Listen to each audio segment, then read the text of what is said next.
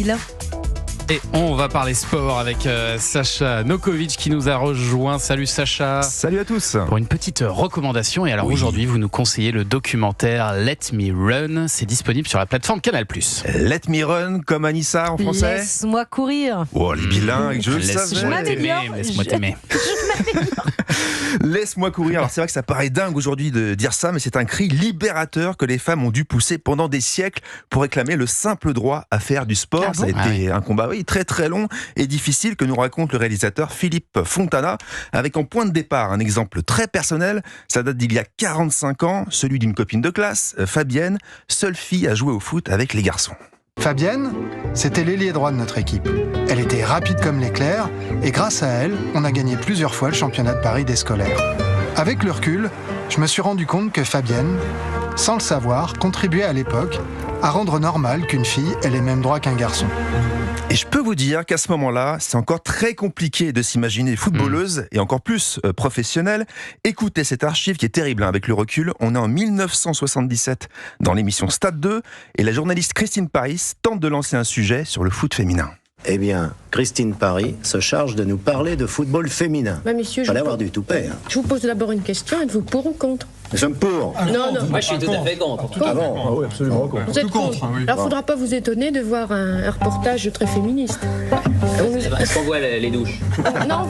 Est-ce qu'on voit les douches? Vous avez reconnu Thierry Roland, bien sûr. Hein, 77, ça. 77, c'est pas si loin. Hein. Ouais.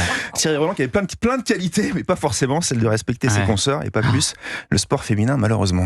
Donc il s'agit d'un documentaire historique sur l'émancipation des femmes par le sport, c'est ça, Sacha? En partie, Thomas, puisque Let Me Run dresse en parallèle les portraits de 4 femmes puissantes d'aujourd'hui.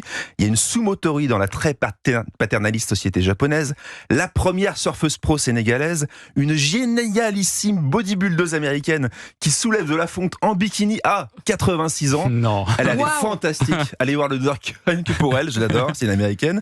Et on a quand même une française, bien sûr, Laurence Fischer. Alors depuis qu'elle est à la retraite, la triple championne du monde de karaté donne des cours de self-défense à des femmes victimes de violences. Hein. C'est tristement d'actualité, mais en tout cas c'est une vraie thérapie pour les libérer en partie de leurs angoisses.